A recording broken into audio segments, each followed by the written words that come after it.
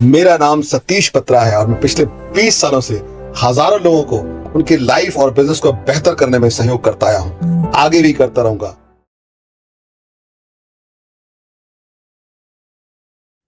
लगभग 27-28 लोगों के क्वेश्चंस हैं जो कॉमन है। उसमें से एक क्वेश्चन एम्प्लॉयज को लेकर है कि एम्प्लॉय रिक्रूटमेंट में उनको प्रॉब्लम आती है, ट्रेनिंग में प्रॉब्लम आती है, एम्प्लॉय को एंगेजमेंट करने में प्रॉब्लम आती है, एम्प्लॉय से परफॉर्मेंस लेने में प्रॉब्लम आती है और वर्क कल्चर डेवलपमेंट करने में प्रॉब्लम आती है। ये 5 प्रॉब्लम कॉमन है जिन लोगों ने हमें क्वेश्चन भेजे हैं, उसमें से उन सबका कॉमन आंसर मैं आपको देना चाहता हूँ। तैयार हैं? क्या आप इंजॉय कर रहे हैं? क्या आप अपने आप को प्रेरित फील कर रहे हैं? क्या आप एम्पावर फील कर रहे हैं? क्या आप लिख सकते हैं empower, empower, empower, empower, EM empower, empower? Yes. Okay, अगर आप एम्पावर फील कर रहे हैं तो एम्पावर लिखिएगा। Yes yes yes, great, fantastic, बहुत बढ़िया। EM रिक्रूटमेंट में आपको समझना होगा, how can we attract and retain talented employ in competitive market. Training में आपका क्वेश्चन है, what are the best practices for the training and developing of workforce. Employ engagement में ज्यादातर लोग क्वेश्चन था, how can we keep our employ motivated and engage. Performance related question जो था उसका निचोड़ निकला कि what method should we use to evaluate, उसका वैल्यूएशन कैसे करें, अपने लोगों का कैसे एवेल्युएट करें, इम्प्रूव एम्प्लॉय परफॉर्मेंस, कैसे हम उसको जो है जांचे कि हमारा एम्प्लॉय जो है वो सही है कि नहीं और उसके परफॉर्मेंस कैसे इंप्रूव करें। पांचवा जो क्वेश्चन था ज्यादातर लोगों का वो था वर्क कल्चर को लेकर कि how can we build a positive and productive work culture. तो ये कुछ 5 प्रश्न थे लोगों के एम्प्लॉयज को लेकर, मैं उसका आंसर देना चाहूंगा। तो देखिए, मैंने आपको इस पूरे कोर्स में बताया आपको कैसे करना है। तो आगे जाइए। हम्म तो रिक्रूटमेंट को लेकर हमारी बात जो है वो है कि हमें अपने एम्प्लॉयज के साथ जो है ना ये समझना चाहिए कि हमें रिक्रूटमेंट करना है तो जितने भी ऑनलाइन हमारे पोर्टल हैं सबके सबका यूज करना चाहिए। आप बिल्कुल ये बस सोचिए कि एक बार मैं इसको देख लूंगा, नहीं मिलेगा तो फिर इसको देख लूंगा, नहीं मिलेगा तो इसको देख लूंगा। अगर आपको रिक्रूटमेंट करना है तो आपको जितने Naukri.com है, जितने आपके व्हाट्सएप ग्रुप हैं, आपका इंस्टाग्राम है, आपका फेसबुक है, आपका सोशल मीडिया है, आपके प्रोफेशनल नेटवर्क के कनेक्शन है, लिंक्डइन है, आप सबको एक साथ यूज कर सकते हैं। है ना? उससे क्या होगा कि आपको जो है हमेशा सही लोग मिलते रहेंगे। आप अपने एम्प्लॉयज को कॉम्पिटिटिव सैलरी दीजिए, जो बाजार में चल रहा है उससे कम देंगे तो नहीं आते लोग। अगर आपको ये प्रॉब्लम आ रही है कि नए लोग नहीं मिलते हैं तो आपको सैलरी कॉम्पिटिटिव देनी पड़ेगी। उनके बेनिफिट का ध्यान रखना पड़ेगा, जो आपके टैलेंट को बेनिफिट अगर ध्यान रखते हैं तो टैलेंट आपका आ सकता है आपके पास। जब हम टैलेंटेड लोग चाहते हैं तो हमें उनको बेनिफिट देना पड़ता है। बिल्ड अ स्ट्रॉन्ग एम्प्लॉयर, एक स्ट्रांग आपको टीम बिल्ड करने के लिए एक अच्छी बॉन्डिंग रखनी पड़ेगी। उनके साथ डिस्कशन अच्छा हो, अच्छा कल्चर हो, उनको बोलने का मौका मिले, महीने में एक बार मीटिंग्स हो, उनकी लाइफ में वैल्यू ऐड करें, उनकी सक्सेस स्टोरी बनाएं। आप उनको खड़ा करके बोल सकते हैं कि मिस्टर ए, आपने इतनी अच्छी सेल निकाली, क्या क्या किया बताइए, सब सुनेंगे, सब बैठ जाए और ताली बजाएं, वाह ग्रेट, आपको पता है इन्होंने इतना अच्छा सेल कैसे निकाला, बताएं फिर क्या हुआ, अच्छा फिर क्या हुआ, अच्छा वो बताएगा, फिर मैंने क्लाइंट को ऐसा बोला, फिर मैंने ऐसा बोला, अरे वेरी गुड, फिर क्या हुआ, प्रोडक्शन मैनेजर को बताइए इतना अच्छा प्रोडक्शन कैसे किया, बताइए स्टोरी। तो मैंने फिर क्या किया कि समझ समझ गया कि ये प्रोडक्ट एक साथ रखने से ऐसा होता है, मैंने इंग्रेडिएंट्स कैसे सेट किया और इस तरह से मैंने प्रोडक्शन को बढ़ाया। Very good. यानी उसको स्टोरी शेयर करने का मौका दीजिए, इन्वॉल्व करिए। ट्रेनिंग ऐसी हो, रेगुलर ट्रेनिंग होना चाहिए। और ट्रेनिंग में आपको ध्यान देना है कि आप जो है आपके एक एक एम्प्लॉय जो आपके साथ है महत्वपूर्ण है। कोई भी एम्प्लॉय फालतू तो रखा नहीं है आपने, तो आपका हर एक एम्प्लॉय अच्छा कार्य करे, इसकी क्या दिक्कत क्या चैलेंज समझे उसको। आप उनको अलग अलग तरह से ट्रेनिंग दे सकते हैं जैसे वो समझता है वैसे, लेकिन वो हमेशा इनकरेज फील करना चाहिए, कनेक्टेड फील करना चाहिए और उसे लगना चाहिए कि यहाँ मेरा भविष्य सुरक्षित है। ऐसी ट्रेनिंग होना चाहिए। तो आप उसके साथ एम्प्लॉय एंगेजमेंट के लिए बहुत जरूरी है कि आपको उनको बढ़ावा देना चाहिए कम्युनिकेशन स्किल का, कि ज्यादा से ज्यादा वो बोलें, अपने विचार रखें, है ना, अपना फीडबैक दें और उनको रिकॉग्नाइज करना चाहिए, उनके एफर्ट्स को, उनके अचीवमेंट्स को। और सबसे बड़ी बात यह कि टीम बिल्डिंग की भावना भरनी चाहिए, उनको बताना चाहिए कि हम सब लोग यूनाइटेड काम करेंगे तो हमारी संस्था ग्रो करेगी, संस्था ग्रो करेगी तो सब ग्रो करेंगे। जैसा क्रिकेट में सिखाया जाता है ना कि भारत के लिए खेल रहे हैं, कोई सिक्किम का नहीं, कोई जम्मू का नहीं, कोई महाराष्ट्र का नहीं, कोई मध्य प्रदेश का नहीं, सब लोग इंडिया के हैं। ऐसी बात करिए कि हर आदमी ये बिजनेस में है। टीम भावना का आप उनके अंदर संचार करिए, तो उससे जो है एम्प्लॉय कनेक्टेड फील करेगा और अच्छा परफॉर्मेंस होगा। नेक्स्ट, इसके बाद हम बात करने वाले हैं एम्प्लॉयज को लेकर कि उनका परफॉर्मेंस कैसे मैनेज किया जाए। तो सेट क्लियर अचीवेबल गोल, उनको वो क्या अचीव कर सकते हैं, एक क्लियर गोल होना चाहिए। ऐसा नहीं है कि आप उनको जो है क्लियर गोल सेट नहीं करें और आप उससे उम्मीद करें कि वो काम करने लगेंगे। कुछ भी काल्पनिक मत करिए, आप लिख कर दीजिए हर चीज, और उनके जितना जैसा वो कर सकते हैं उसके हिसाब से उनको आप क्लियर लिख के दीजिए, वो गोल हासिल वो कर लेंगे। यूज परफॉर्मेंस मैनेजमेंट सॉफ्टवेयर, ऐसे सॉफ्टवेयर का भी यूज कर सकते हैं ज्यादा एम्प्लॉय हैं तो, कि उनका परफॉर्मेंस को ट्रैक किया जाए, एनालाइज किया जाए, जिससे कि उनका परफॉर्मेंस अच्छा हो, है ना। और आप उनको कंस्ट्रक्टिव फीडबैक के लिए, फीडबैक देने के लिए भी उनको तैयार कर सकते हैं। उनको आप बोल सकते हैं कि आप जो है हमारी संस्था को बढ़ाने के लिए जो भी आप राय देते हैं उसको हम सुनेंगे, आप उनको मौका दीजिए सुनने का। एक अच्छा वर्क कल्चर की हम बात कर ही चुके हैं कि प्रमोट एक पॉजिटिव वर्क एनवायरनमेंट, उनको इनकरेज करे कि वो जो है एक दूसरे को रिस्पेक्ट करे, अच्छा कोलाबोरेशन करे एक दूसरे के साथ में, तो उससे एफिशिएंसी बढ़ जाती है। Implement policies that support work life balance, यानी आपको उनके परिवार की, उनकी पर्सनल लाइफ क्या चल रही है, उनकी जिंदगी बेहतर हो, वो अपने परिवार को टाइम दे पाए, अपने बच्चों को टाइम दे पाए, बच्चों को पढ़ा पाए, माँ बाप की सेवा कर पाए, इसका भी टाइम देना चाहिए। इसका ख्याल रखना चाहिए कि क्या वो अपने परिवार को ध्यान दे रहे हैं, क्या उनके परिवार में भी ग्रोथ हो रही है जैसे हमारी ग्रोथ हो रही है। अगर आप एम्प्लॉयज की वर्क और लाइफ में बैलेंस करने में ध्यान रखते हैं, उसका शोषण नहीं करते हैं, देर रात तक बैठाकर उसको आप तंग नहीं करते हैं, आप उसके कंफर्ट का ख्याल रखते हैं, तो वो उनको अच्छा एनवायरनमेंट लगता है और वो टिकते हैं वहां पर। Lead by example, maintain transparency and management policies, आप उदाहरण दीजिए। एक अच्छा इंसान एक अच्छी टीम बना सकता है, सबसे पहले एक अच्छे इंसान बनिए। अगर किसी को लगता है कि मेरा एम्प्लॉयर जो है, मेरा जो मालिक है, वो खून चूसू टाइप का आदमी है, वो आदमी मेरे हितों का ख्याल नहीं रखता, अपने फायदे के लिए काम कर रहा है, वो सिर्फ और सिर्फ मेरा मिसयूज कर रहा है, मुझे ना ट्रेनिंग देता है, ना मेरी पर्सनल लाइफ देखता है, ना मेरे शोषण कर रहा है, तो ऐसे में एम्प्लॉय टिकता नहीं है। एक अच्छा इंसान बनिए पहले। एक अच्छा इंसान एक अच्छे मैनेजमेंट, एक अच्छी टीम को हैंडल कर सकता है।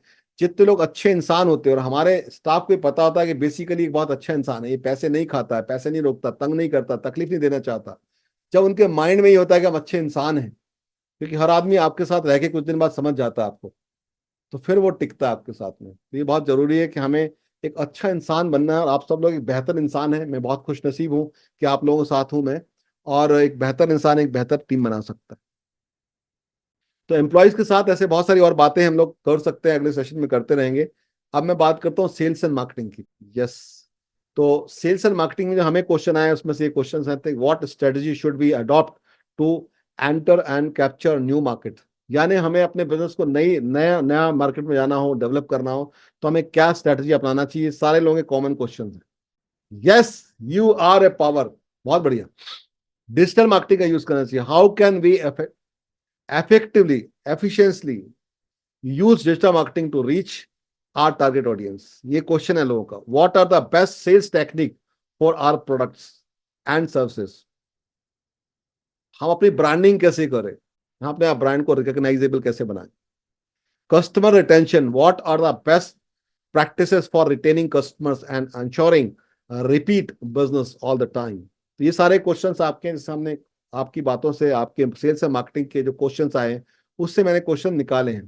तो उसका कॉमन जवाब ये हो सकता है जो मैं आपको दे रहा हूं। आगे चलिए, बस यहाँ पर देखिए, आपको जो है आपके क्वेश्चन के आंसर ये हो सकते हैं कि मार्केट जो है ना उसका पेनिट्रेशन आपको बढ़ाना होगा। Conduct marketing research to understand customer need and performances preferences, आपके कस्टमर के प्रेफरेंसेस आपको समझना होगा कि आज ग्राहक के पेन पॉइंट क्या है, आपका ग्राहक क्या चाहता है आपसे। जब आप ग्राहक की आवश्यकता, नीड समझ जाते हैं ना, प्रेफरेंसेस समझ जाते हैं और उसकी नीड समझ जाते हैं, उसकी प्राथमिकता समझ जाते हैं, तो आप बहुत अच्छा काम कर पाते हैं। आपको समझना होगा कि आपका जो टारगेट मार्केट क्या है, उससे रिलेटेड आपको कैंपेन चलाने होंगे, है ना। आपको स्पेसिफिक चलाने होंगे जो आपका सेगमेंट है उस पर। ये नहीं कि आप दुनिया भर में जाके बात कर रहे हैं। मैंने बताया इसके सारे ग्राहक होते हैं, उसका कोई ग्राहक नहीं होता है।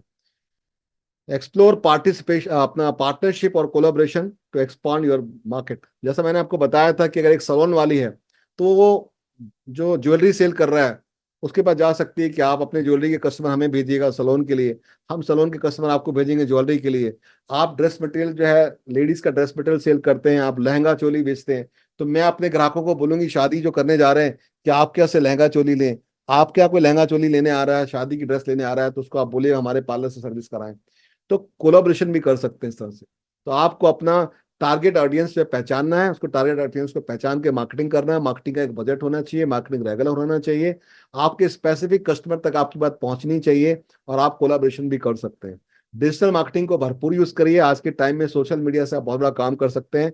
यूटिलाइज एसईओ करिए, अपनी वेबसाइट बनाइए, अपना इंस्टाग्राम बनाइए, फेसबुक बनाइए, सोशल मीडिया बनाइए अपना।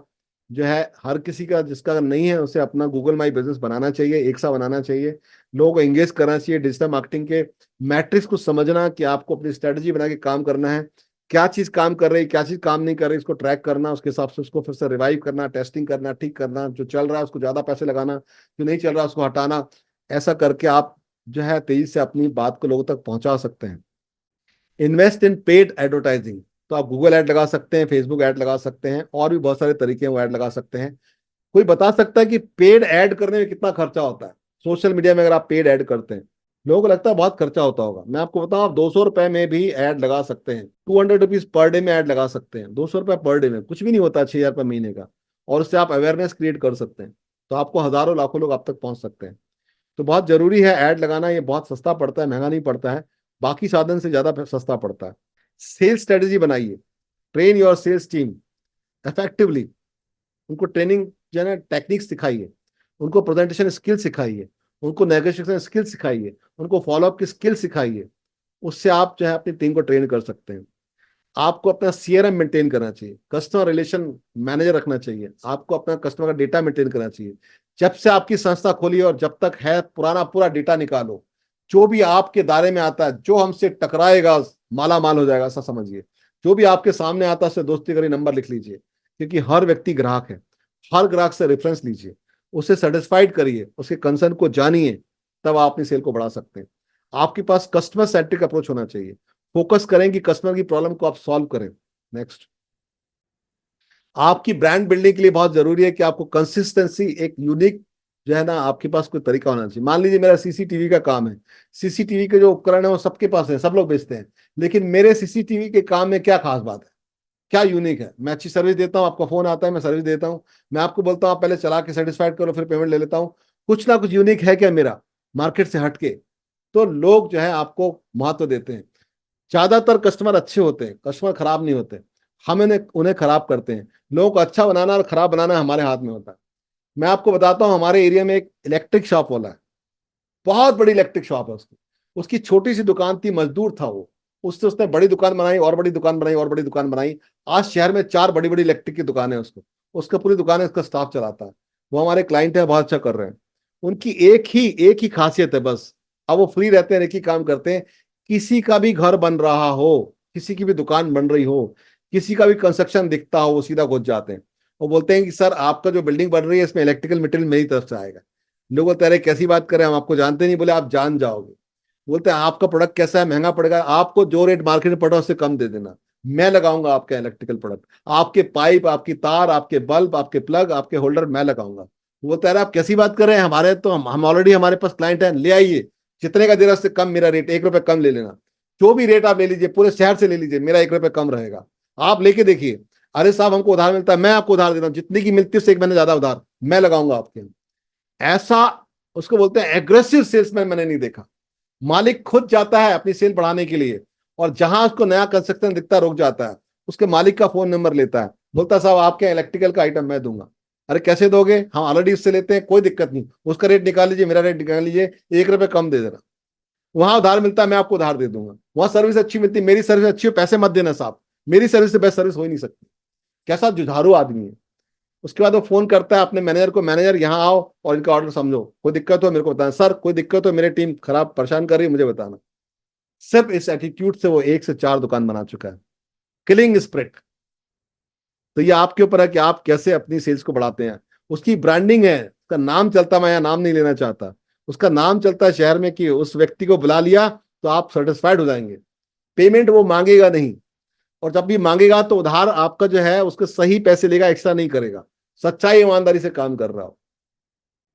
डेवलप स्ट्रॉन्ग विजिबिलिटी, आपको सोशल मीडिया में दिखना चाहिए। जो दिखता रहता है वो बिकता रहता है, जो दिखता रहता है वो बिकता रहता है। अगर आप दिखते रहेंगे तो आप बिकते रहेंगे। आप इंगेज करिए अपने ऑडियंस को, उससे बात करिए, अपने ऑडियंस की स्टोरी बनाइए। जैसे मैंने आपको स्टोरी सुनाई ना अभी इलेक्ट्रिकल वाले की, ऐसी स्टोरी हर ग्राहक की होना चाहिए कि आपने सीसीटीवी लगाया, आपने सैलून में सर्विस दी, आपने कंप्यूटर बेचा, आपने कपड़ा बेचा, आपने शूज बेचा, आपने मैन्युफैक्चर किया, आपने ये सर्विस दी, इस क्लाइंट को उससे फायदा होगा। हर क्लाइंट की स्टोरी होना चाहिए, स्टोरी के वीडियो होना चाहिए। आज की दुनिया दिखावे की दुनिया है, दिखते रहिए दुनिया में। कस्टमर रिटेंशन तब होगा जब आप उसको अच्छी सर्विस देंगे। कस्टमर को इंटेंशन पता होगा कि आप उसका फायदा कराने वाले हैं। अगर जो चीज आप नहीं कर सकते साफ मना कर दीजिए, जो कर सकते हैं उसका बढ़कर वादा मत करिए, लेकिन जब आप डिलीवर करिए तो बढ़िया करिए। आप हमेशा ध्यान रखिए कि आपके कस्टमर जो है वो उससे रेफरेंस लेना है, आपको क्लासिक कस्टमर में फोकस करना है, आपको चैंपियन कस्टमर में फोकस करना है, और आप रेफरल पे काम करिए। तो फाइनेंस के बारे में लोगों के क्वेश्चन हमारे पास आए हैं कि what are the various funding options available for small and medium entrepreneur in India. क्या क्या ऑप्शन है हमारे लिए? How can we manage our cash flow? What strategy can we use to reduce our cost without compromising a quality? हमारे cost को कैसे कम करें क्वालिटी को बिना कॉम्प्रोमाइज किए? How should we plan finances for long term growth? लंबे समय ग्रोथ के लिए हमारे को फाइनेंस कैसे प्लान करना चाहिए? What are the key finances compliances? क्या चीज है जो हमें कंप्लाइंसेस को ध्यान रखना है? क्या क्या हमारे ऐसा में जो स्मॉल एंड मीडियम एंटरप्रेन्योर्स के लिए क्या क्या कंप्लाइंसेस है, उसके लिए क्या तैयारी करना चाहिए? नेक्स्ट, फाइनेंस को लेके ज्यादातर क्वेश्चन इस तरह के हैं, और इसके आंसर्स में मैं आपको बताना चाहता हूं कि आप देखिए कि हमें फंडिंग के बारे में बात करना है कि explore various funding options like bank loan ले सकते हैं, आप वेंचर कैपिटलिस्ट बन सकते हैं, आप लोगों को अपना बड़े लेवल पे कुछ और भी हो सकते हैं जिसको इक्विटी मार्केट में जाना हो। मैं सजेशन करता हूं कि आप जो है पहले तो आपका बिजनेस जो है उसमें लोन ना लें, और सर्वाइवल के लिए लोन बिल्कुल ना लें। अगर आपको ग्रोथ के लिए लेना है तो आप बैंक लोन ले सकते हैं। गवर्नमेंट भी आजकल बहुत सारे लोन्स दे रही है, आप उसको ले सकते हैं, अपने फ्रेंड से भी ले सकते हैं, है ना। वो आपके बिजनेस और रिक्वायरमेंट के आधार पर डिपेंड करता है। Prepare a solid business plan and financial projection. आपको अपने बिजनेस का प्लान सॉलिड करना है, बिजनेस मॉडल टेस्ट करना है, और फाइनेंशियल स्टेटमेंट बहुत अच्छे से रखनी है ताकि इन्वेस्टमेंट अपने आप अट्रैक्ट हो आपके बिजनेस में फंडिंग करने के लिए। और आपको जो है कोशिश करनी है कि आपको जो फंड है जो आप ले रहे हैं बैंक से, जितने समय का ले रहे हैं उस समय में चुकाने के लिए आप अपने प्रॉफिट को देखें। उससे एक साल ज्यादा का लें, ज्यादा लंबे लोन ना लें 20-20 साल के, और बहुत कम अवधि का भी ना लें ताकि आप चुका ना सकें। आपके करंट नीड के लिए, छोटे समय की नीड के लिए ओवरड्राफ्ट लें, सीसी लिमिट लें, और लंबे समय के लिए आप टर्म लोन ले सकते हैं। कैश फ्लो मैनेज करने के लिए आप अपने कैश को मॉनिटर करें रेगुलरली। आप रोज रोज एंट्री करें तो आपको पता रहेगा हमारा पैसा कहाँ फंसा हुआ है। अपने जो डेटर्स हैं और आपको जो स्टॉक है उसका वैल्यूएशन करते रहें। आपको अपने स्टॉक को समझना है कि कौन से पुअर सेलिंग, उसे ज्यादा से ज्यादा जल्दी बेचें ताकि आपका कैश फ्लो बना रहे। आपको अपने जो है सप्लायर के साथ जो है अपने टर्म्स अच्छे करने हैं ताकि वो ज्यादा से ज्यादा आपको उधारी दे सके और आपको ज्यादा से ज्यादा आपका कैश फ्लो बना रहे। आपको अपना वर्किंग कैपिटल पे ध्यान देना है ताकि आप जो है जल्दी रिकवर करें और देर तक लोगों को पे करें ताकि आपका पैसा बना रहे, कैश फ्लो बना रहे। नेक्स्ट, कॉस्ट कंट्रोल करने के लिए आपको कंडक्ट करना होगा रेगुलर ऑडिट। आपको समझना होगा कि आपके जो है आपके मार्केट में क्या चल रहा है, कंपटीशन आपका क्या बेच रहा है, और आप कैसे कम से कम कॉस्ट कर सकते हैं। आपको बाकी फैक्टर चेक करने होंगे। Opt for the cost effective elements without compromising on quality.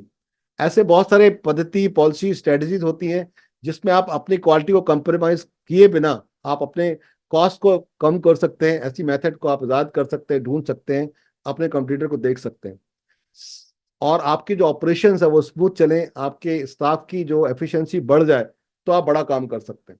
Financial planning पे आप बात कर सकते हैं कि set clear financial goal and create a budget. तो आपको अपने साल भर का बजट प्लान करना है कि कब हमें ऐड लगाना चाहिए, कैसे ऐड लगाना चाहिए, और उसके हिसाब से आपको फाइनल प्लानिंग करना चाहिए। जो पैसा आपको मिलता है, आपका बिजनेस किसी भी स्टेज पर है, आपको हर महीने विड्रॉल करना चाहिए। अपना पैसा एक ऐसे का इन्वेस्ट करना चाहिए जो रिटर्न दे आपको। रेगुलरली आपको रिव्यू करना है अपने फाइनेंशियल स्टेटमेंट को, और आपको समझना है उन स्ट्रेटजीज को जो आपके लिए काम कर रही है। क्या चीज आपकी जीपी को बढ़ा रहा है, क्या चीज आपके नेट प्रॉफिट को बढ़ा रहा है, कौन सा प्रोडक्ट है जो आपकी सेल बढ़ा रहा है, कौन सा प्रोडक्ट है जो सेल घटा रहा है, उसको रेगुलरली वॉच करना चाहिए। कौन सा डेटर है जो आपको लंबे समय तक पैसा नहीं दे रहा है, कौन सा ऐसा है जो आपको टाल रहा है, उसके ऊपर एकदम आपको जो इमरजेंसी फोर्स लगा देना चाहिए ताकि वो प्रॉब्लम सॉल्व हो। Invest on growth opportunity then align with your business objection. आपको अपने बिजनेस में फोकस रखना चाहिए, वो सारे काम करना चाहिए जिससे आपकी एक्टिविटी बढ़ती है, बिजनेस की प्रोडक्टिविटी बढ़ती है। ऐसे उलेल नहीं लेना चाहिए जो आपके बिजनेस से रिलेटेड नहीं है। आप किसी के बिजनेस में चले जाएं, कहीं पर आप टाइम वेस्ट करें, कहीं पर पैसा वेस्ट करें, उससे बचें, फोकस करें, क्योंकि आज का मार्केट बहुत कॉम्पिटिटिव है। कंप्लाइसेंस के बाद जो कंप्लाइंसेंस है, जो गवर्नमेंट के रूल्स रेगुलेशन फॉलो करने की बात है, तो उसमें इतना ही कहना चाहूंगा, stay updated with your latest tax regime. जो आपका लेटेस्ट टैक्स क्या चल रहा है, जीएसटी आपको कितना लगता है, कौन से प्रोडक्ट पे लगता है, उसका प्रॉपर रिटर्न भरे। हर एक क्वालिफाइड अकाउंटेंट ऐसा रखें जो आपको बताए समय समय पर कि कौन कौन सी रिक्वायरमेंट है कॉम्प्लाइंसेस की। Maintain accurate timely financial record, ताकि आपको पेनल्टी ना लगे। आपका अकाउंटिंग जो है वो आपको एक्यूरेसी देता है, आपकी कंप्लाइंसेस को पूरा करता है और आपको रिपोर्ट करने में हेल्प करता है, उसका ध्यान रखें। चौथा और लास्ट जो मेन क्वेश्चन लोगों ने किया वो माइंडसेट को लेकर किया। पीछे आइए। माइंडसेट को लेकर जो हमें क्वेश्चन मिले हैं ज्यादातर वो है कि how can we cultivate a growth mindset within our organisation. लोग बोलते हैं कि हमारी संस्था में क्या बदलना है, हमारे कर्मचारी में क्या बदलना है, हमारे सामान में क्या बदलना है, हमारी सर्विस में क्या बदलना है, सर बताइए। लेकिन अभी तक किसी ने ये नहीं बोला कि मुझे में क्या बदलना है। एक चुटकुला है कि एक ग्राहक, एक कस्टमर जो है एक दुकान में जाता था और वो बोलता था कि ये वॉशिंग मशीन कितने की है। तो सामने वाला बोलता था साहब नहीं है, जाइए। तो उसको पता नहीं लगता था यार क्या बात है, ये वॉशिंग मशीन मुझे दे नहीं रहा है। तो वो दूसरा रूप बदल के जाता है, वो उसका मूछें लगाता है, दाढ़ी लगाता है और कपड़े ऐसे पहन के फिर जाता है, बोलता है ये बताइए दुकानदार साहब कि ये वॉशिंग मशीन कितने की है? तो वो उसको जो है ना, दुकानदार बोलता था जाओ तुम्हें नहीं देना, फालतू बात मत करो। ऐसे वो 4 बार गया अलग अलग वेशभूषा पहनकर, तो उसको जो है भगा दिया गया। चौथी बार वो बुर्का पहन के गया, अपना चेहरा ढाक के गया, और उसके बाद बोला कि ये वॉशिंग मशीन कितने की। दुकानदार बोला यार तुम फिर आ गए, तुम्हें मैंने बताया ना ये वॉशिंग मशीन नहीं है। तो वो बुर्का हटा के बोलता है यार ये सब तो बात की बातें हैं कि तुम्हारी वॉशिंग मशीन जो है कितने की है, कैसी है, लेना है कि नहीं लेना। ये बताओ कि तुम मैं अलग अलग भेष बदल के आता हूं तो मुझे पहचान कैसे लेते हो? तो वो दुकानदार ग्राहक को बोलता है यार तुम जब भी आते हो ये फ्रिज है, रेफ्रिजरेटर है, इसको वॉशिंग मशीन बोलते हो। तो जब भी तुम फ्रिज को वॉशिंग मशीन बोलते हो तो मैं समझ जाता हूं तो वही हो जो पहले आए थे। तो मैं यहां पर ये कहना चाहता हूं कि कभी कभी हमने अपने दिल को ऐसे भी बहलाया है, जिन बातों को खुद नहीं समझे औरों को समझाया है। कभी कभी हमने अपने दिल को ऐसे भी बहलाया है, जिन बातों को खुद नहीं समझे औरों को समझाया। अक्सर लोग बोलते हैं हमारा स्टाफ बदल दीजिए, हमारी सर्विस बदल दीजिए, इसको बदल दीजिए, उसको बदल दीजिए। बदलना तो खुद को पड़ेगा, अपने माइंडसेट को बदलना पड़ेगा, तब बड़ा रिजल्ट ले पाएंगे। How can we foster a culture of innovation, यानी हम अपने बिजनेस में कैसे एक इनोवेशन वाले कल्चर को बढ़ावा दें। What quality should we develop to become effective leader, एक अच्छे लीडर बनने के लिए हमें क्या क्वालिटी डेवलप करना चाहिए। How can we better manage risk and uncertainties in my business, in our businesses. Work and life and balance के ऊपर बहुत सा क्वेश्चन किसी ने पूछा है। How can we ensure a healthy work life balance for our self and our employees also. बहुत बढ़िया।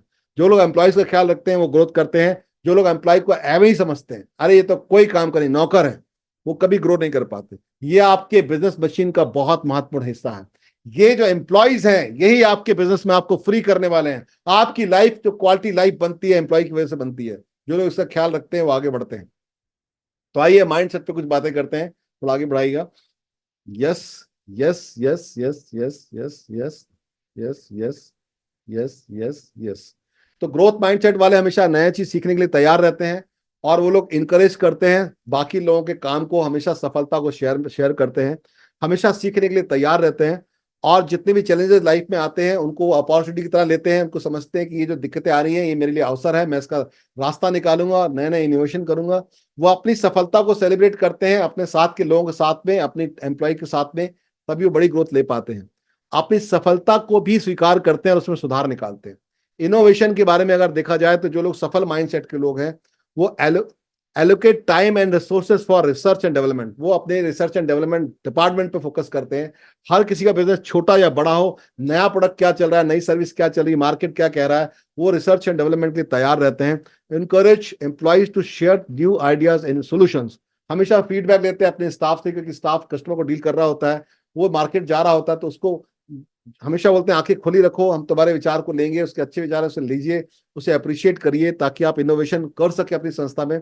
Stay inform about industry trends and technology advances, जो भी आपकी इंडस्ट्री में एडवांटेज है, नए एडवांसमेंट हो रहे हैं, टेक्नोलॉजी की नई नई चीज परिवर्तन हो रही है, उस पर ध्यान रखें ताकि आप भी इनोवेटिव आइडियाज पे काम कर सके। लीडरशिप के लिए मैं इतना ही कहना चाहूंगा कि develop strong communication and decision making skills. अगर आपको कोई भी चीज अपनी कहनी है किसी को भी, तो अथॉरिटी के साथ करिए, कॉन्फिडेंस के साथ करिए, गिड़गड़ाइए मत, डरिए मत। पूछना हिसाब तो पूछिए अपने एम्प्लॉय से कि ये बताओ इस बार कितना काम हुआ और कैसे हुआ, क्लियरली पूछिए। उसको बोलो स्टोरी मत सुनाइए, मुझे रिजल्ट पे बात करिए प्लीज। मैं आपको बताऊंगा, आपको कोई अगर इंप्रूवमेंट है तो मैं इंप्रूवमेंट करने को तैयार हूं, लेकिन आप सही बात करिए। कोई झूठ बोलता है तो उसे बोलिए इसकी जरूरत नहीं है हमारी ऑर्गेनाइजेशन में, अगर आपसे गलती हुई आप स्वीकार करिए, हम इंप्रूवमेंट करेंगे, मुझसे भी गलतियां होती हैं। तो आप अपने आप को प्रोफेशनल रखिए, कमांड के साथ बात करिए, lead by examples and maintain integrity and transparency. Integrity maintain करिए, आप खुद भी ईमानदार रहिए, टाइम पे बोला तो टाइम पे करिए, एक डेट दे दीजिए पैसा देने की, उस डेट को पैसा दे दीजिए। आप अगर अपने एम्प्लॉय के सामने बेईमानी करते हुए पाए जाते हैं और आप किसी का हक मारते हैं, तो आपके एम्प्लॉय को समझ में आ जाता है कि मेरा मालिक अच्छा नहीं। आप इस बात का ध्यान रखिए कि हमारे बच्चे देख रहे हैं, तो आप बड़ा अच्छा काम कर पाएंगे। Investment in leadership training development और प्रोग्राम्स, इस तरह के प्रोग्राम में आते रहिए, आप बहुत बड़ी ग्रोथ ले सकते हैं। धन्यवाद।